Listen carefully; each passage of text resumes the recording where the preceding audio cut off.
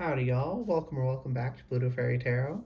I'm Jay, and if this reading is for you, I'm hearing it is important now more than ever to choose joy.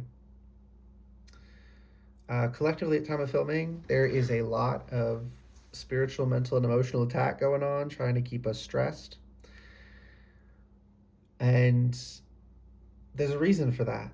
It's to distract, it's to keep us confused and afraid, because this is actually a time of such great potential, and the energy we choose to cultivate now is going to grow like 1,000-fold. Okay, 10,000, 100,000-fold. I'm being a little bit dramatic, maybe, but it's going to grow dramatically. So if we choose joy and we choose to put our energy towards the highest good, truth and goodness, it's really going to pay off. And that is why people who hate the truth and goodness, right? Sadly, they do exist. That those people are going really hard right now to try and keep us out of it. And we need to hold on to that, both for ourselves and for everyone else, right? The collective always benefits for every individual who chooses joy and goodness and truth and to be their best selves and to learn and grow spiritually. Every single individual who does that affects the collective, right? It's inward out, not outward in. You don't focus on the collective and it comes back to you. You focus inward and it goes out to the collective, right? We have to develop ourselves, balance in all things. We want to, have a little bit of intention of putting energy out as well. But you don't want to overgive and then have nothing left for yourself, and then you can't give anything because you're exhausted from not giving to yourself. So you have to be selfish in order to be selfless, ironically. A healthy selfishness, but still.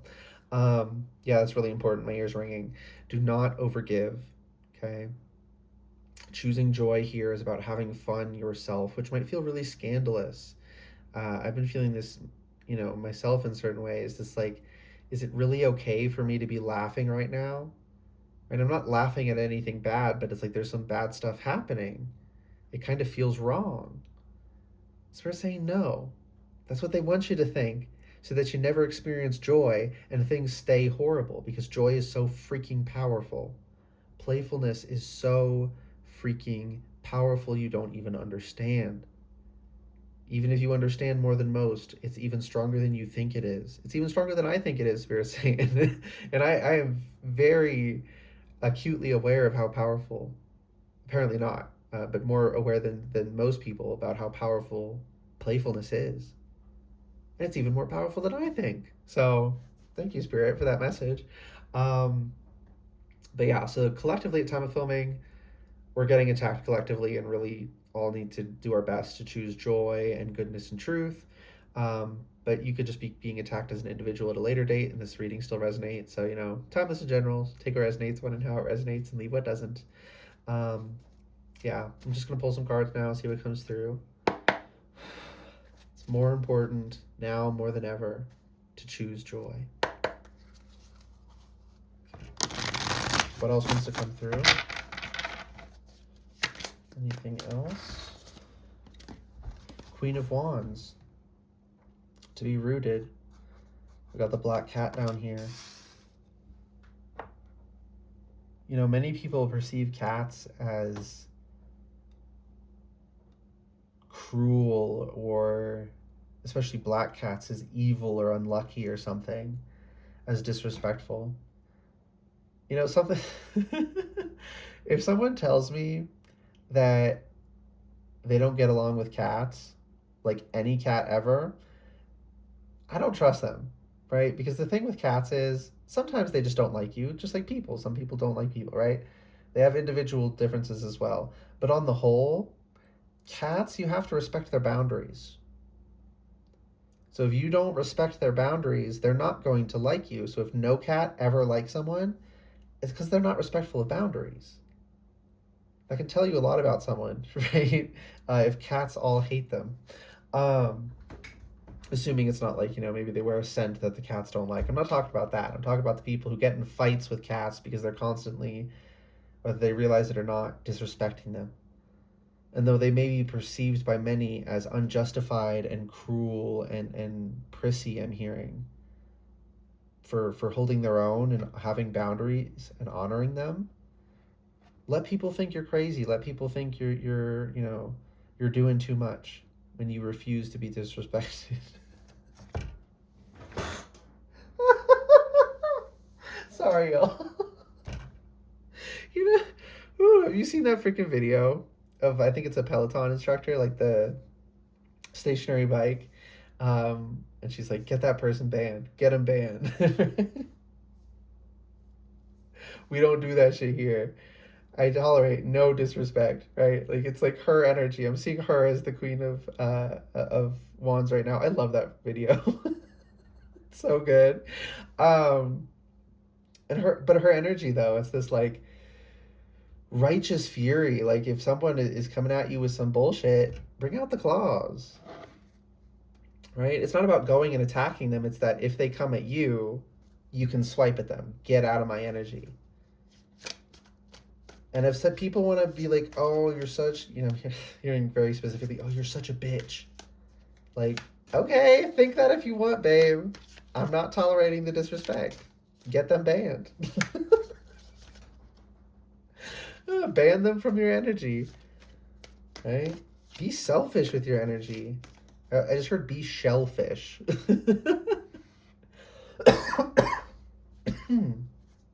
And someone's trying to...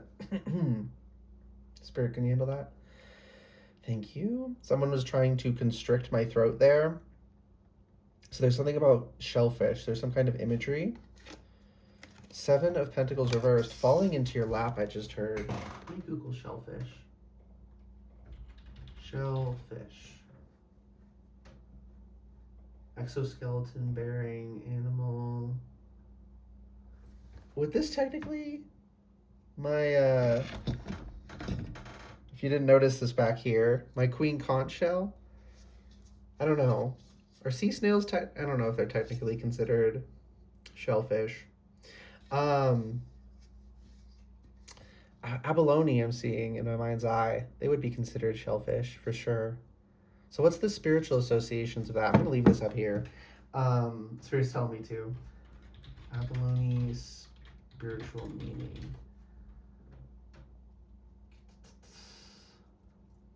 Emotional healing, protection, spiritual growth, revered for its iridescent beauty and oceanic origins.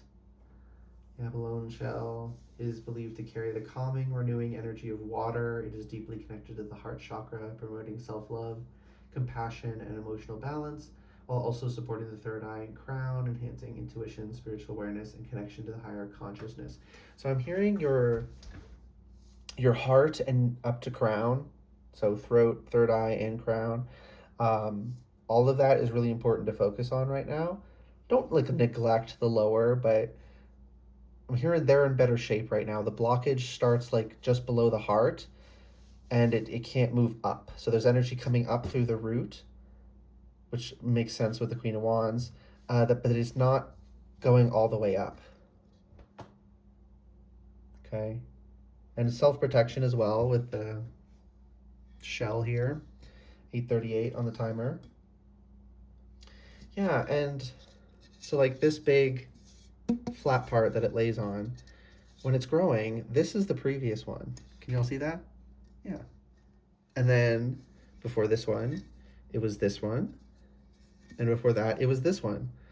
So there's this growing outwards, this expanding upon what was. What was there is not gone. It's built upon. So you're building upon yourself, becoming more.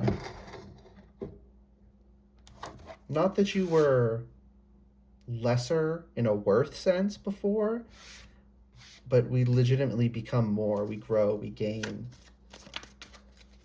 Massive spiritual expansion, I just heard. 9 of Pentacles reversed. Why is 9 of Pentacles reversed?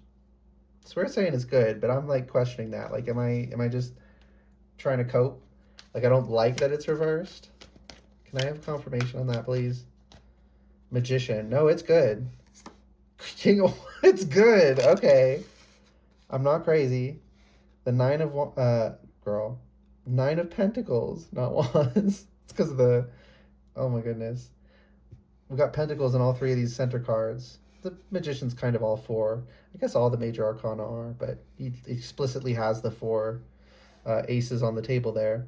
But they're between the fire royalty, so that your passion, your willpower needs to be focused on forging physical things, making real changes in our lives. So Nine of Pentacles reversed as a positive interpretation would be like, I guess, your body, right? Feeling good internally, even if it doesn't necessarily reflect externally as like doing better financially, for instance. But this physical, experiential, internal peace, this internal garden of the mind is thriving, I'm hearing. Like, that's what you need to be working towards. Excuse me, intuitive birth confirmation.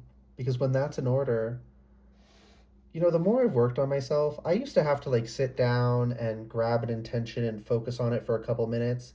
Now I think about it. I think I'm going to cleanse, and I start cleansing. I think I'm going to ground, and I start grounding.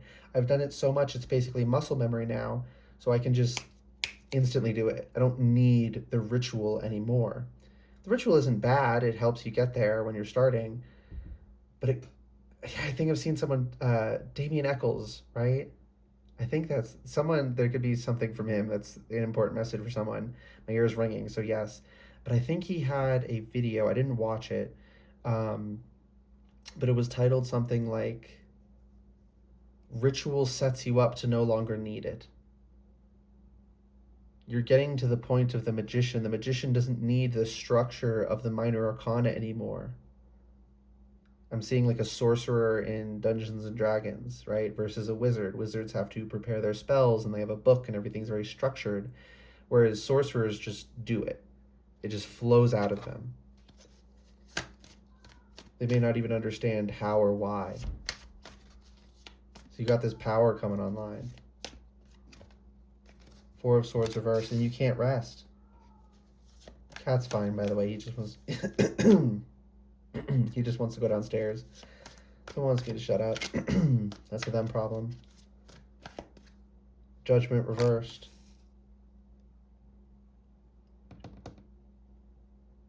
You're not being judged. You keep thinking I'm such... Not everyone, but most probably, at least a lot. This is for... You're like, what's wrong with me? I'm doing everything wrong. I'm wrong for this. This is too selfish. I can't prioritize my own well-being. You're not being judged. So you gotta stop judging yourself. Easier said than done, but like, we gotta work on that if we struggle with judging ourselves. Okay, anything else? I close. Okay. Just flipped out of my hand. The freaking world, are you kidding me? The world, y'all. I'm hearing Hannah Montana. You mix it all together and you know that it's the best of both worlds. So the fire, which is typically regarded as the spiritual, and the pentacles, the earth, the physical, practical, quote unquote 3D. So many think of them as these separate things, right? That's a big problem. Is some people, they think everything is purely spiritual and the physical is an illusion. Some people think it's purely physical and the spiritual is an illusion, when it's one world and it's all happening together. And it works together. There's an interplay between them. Right? The four signs. This is it Taurus, Leo, Scorpio, and Aquarius? I think so. It's the fixed signs, right? Yeah, there's these anchor points, these fixed points that we can attune to. And when you can do that, you can see that it's this big, beautiful, interconnected, said lovingly, mess. Right? It's a big, beautiful mess. So why are we trying to make it so clean cut and what's the word I'm looking for?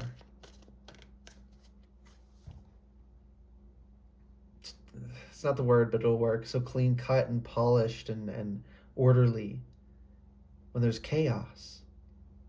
It's not that so there's only supposed to be the chaos, but it's the chaos and order are supposed to work together. All polarity and duality is meant to work together.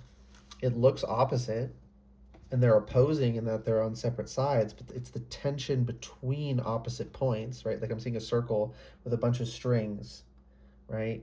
Going from one side to the other. The tension between them creates the structure. They're not opposite in the sense that one cancels out the other. They're opposite in that they're pulling from different sides, but they're working together while doing so. Okay, let's get bottom of deck energy and close this out. Hearing that, why you gotta be so rude? Don't you know that I'm human too? That song. I'm gonna marry that girl. And marry her anyway. I think that's the line. No matter what you say. Yeah, so being yourself no matter how others judge you. His spirit's not judging you. The divine isn't judging you. That's when we got to be like, okay, I'm doing something wrong, right? Right? It's not that we never make mistakes. It's that so many things we think are mistakes, we've been taught they are by other people, but they're not. Not in reality, not to the divine. To how, as some would say, not to God, not to the goddess.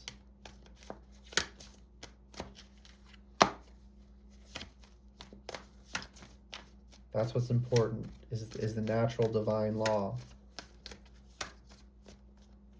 Not arbitrary human, preferences. High Priestess reversed. You don't need to know. My ears ringing. You don't need to know. All you need to know is that everything is interconnected. And then when things look too far gone, they're not. It's just because we're only looking at one part. If we could zoom out, you'd see all of these other forces at play. Yeah, there is an issue here and it needs to be corrected. But if we only focus on the issue, it feels like that's the whole world and there's no hope. But there is hope. So don't give up. And that's the reading. Okay, I hope that reading resonated and was helpful for you. If it did resonate and it was helpful, you can let me know by liking the video, commenting if you want to, and subscribing to the channel if you'd like to see more readings from me in the future. All right, good luck and goodbye.